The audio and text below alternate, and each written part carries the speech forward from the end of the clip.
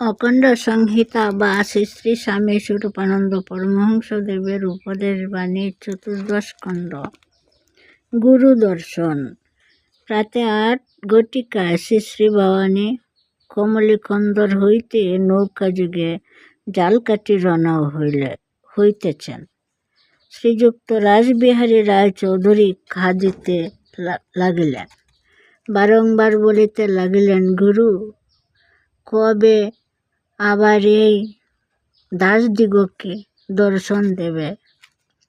শ্রী শ্রী ভবানী বললেন, বাবা, বিহ্বল হইও না। দীক্ষা যুগে যিনি তোমার কর্ণে প্রবেশ করেছেন তিনি আনন্দ স্বরূপ গুরু।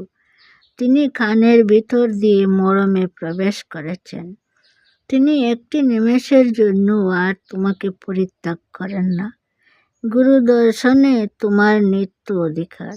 এ অধিকার তোমার কে কেড়ে নিতে পারে?